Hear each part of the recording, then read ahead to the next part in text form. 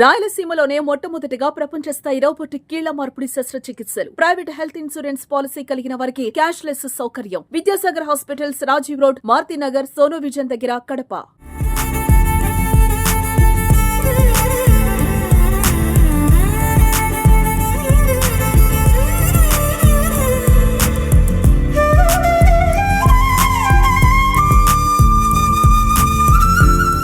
రాష్ట్ర వ్యాప్తంగా ఉన్నటువంటి పసుపు సైనికులందరూ కడప బాట పట్టారు. కడపలో మకాం వేశారు. మొత్తం మహానాడును ఘనంగా నిర్వహించడం కోసం ఏర్పాటు చేస్తున్నారు. మనతో పాటు జలవనరుల శాఖ మంత్రి నిమ్మల రామానాయుడు ఉన్నాడు. ఆయన కూడా ఒక కార్యకర్తగా మారి ప్రతిదీ కూడా పర్యవేక్షిస్తున్నారు. ఇక్కడికి వచ్చే లక్షలాది మంది పసుపు సైనికులకు ఎలాంటి ఇబ్బందులు కలగకూడదన్న ఉద్దేశంతో ప్రతి ఏర్పాటును కూడా క్షుణ్ణంగా పరిశీలిస్తున్నారు. మనతో పాటు ఆయన ఉన్నారు. సార్, ఎలా జరగబోతుంది మీ పండుగకు ఎంతమంది అతిథులు రాబోతున్నారు? మహానాడు అంటే తెలుగుదేశం పార్టీ కార్యకర్తలకే కాదు, యావత్ తెలుగు జాతికే ఒక పెద్ద పండుగ. అటువంటి పెద్ద పండుగ మహానాడు కూడా ఈరోజు కడపలో. ఎందుకంటే మీ అందరికీ తెలుసు, అన్న ఎన్టీ రామారావు గారు తెలుగుదేశం పార్టీ పెట్టినప్పుడు రాయలసీమ నుంచి ఏ రకమైనటువంటి స్పందన, అంతకు మించినటువంటి స్పందన మొన్న 24 ఎన్నికల్లో రాయలసీమ నుంచి వచ్చింది. అందుకే ఈ కూటమి అధికారంలోకి వచ్చాక మొదటి మహానాడు కడపలో జరుపుతున్నాం. ఈ కడప ఏర్పాట్లు కూడా చూస్తూ ఉంటాయి.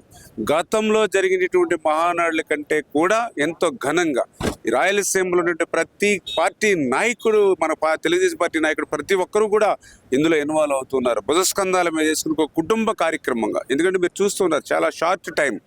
ఎందుకంటే 27, 28, 29 జరపాలని నిర్ణయం తీసుకున్నప్పటికీ ఒక పక్క ఆపరేషన్ సింధూర్ జరుగుతున్నటువంటి పరిస్థితుల్లో ఈ యొక్క మహానాడు జరపడమా వాయిదా అనేటువంటి మీమాంసలో ఆలస్యమై 10 రోజుల క్రితమే నిర్ణయం తీసుకున్నప్పటికీ కూడా ఇంత పెద్ద ఎత్తున ఏర్పాట్లు జరుగుతున్నాయి.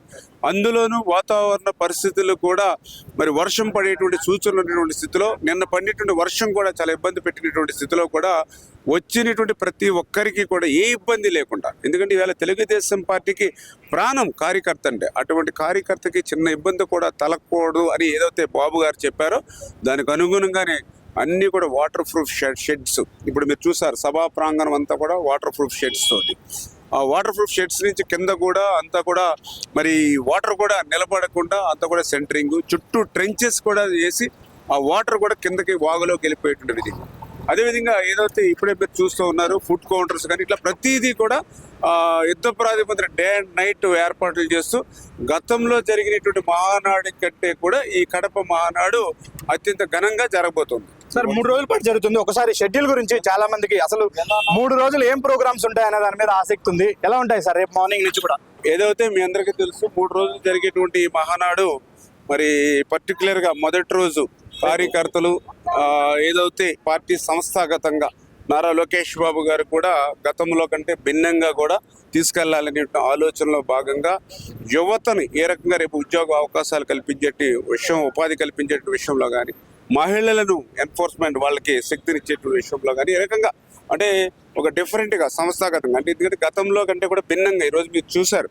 ఏదైతే ఈవేళ మండలం, క్లస్టరు, యూనిట్, బూత్ ఇట్లాగా ఏదైతే మరి గ్రౌండ్ లెవెల్లో ప్రతి 60 ఓట్లకి కూడా ఒక కేఎస్ఎస్ ఎట్లా అయితే నిర్మాణం జరుపుకున్నామో దాని సంస్థాగతంగా రెండవ రోజు ఇటువంటి ఆర్థిక పరిస్థితి సహకరించినటువంటి సమయంలో కూడా ఇంత పెద్ద ఎత్తున అభివృద్ధి సంక్షేమ కార్యక్రమాలు ఏదైతే ప్రభుత్వం చేస్తూ ఉందో దాన్ని ప్రజల్లోకి కార్యకర్తలుగా ఎట్లా తీసుకెళ్లాలనే దాని మీద రెండో రోజు కూడా చర్చనీయాంశాలుగా, అందులో కూడా రాయలసీమకు సంబంధించి కూడా, ఎందుకంటే రాయలసీమకి తెలుగుదేశం పార్టీకి చాలా అనుబంధం ఉంది. ఆ రోజు ఎన్టీఆర్ దగ్గర నుంచి ఈ రోజు చంద్రబాబు నాయుడు గారి వరకు. ఎందుకంటే ఒక తెలుగు గంగ, ఒక హెచ్ఎన్ఎస్ఎస్, ఒక జిఎన్ఎస్ఎస్, ఒక హెచ్ఎల్సి, ఒక ఎల్ఎల్సి, ఒక కేసీ కెనాల్, ఇట్లా ఏది చెప్పినా కూడా గుర్తుకొచ్చేది తెలుగుదేశం పార్టీ. అందుకే రేపు రాబోయేటువంటి రోజుల్లో కూడా రాయలసీమకి మనం ఇచ్చేటువంటి ప్రాధాన్యత, ప్రాముఖ్యత కూడా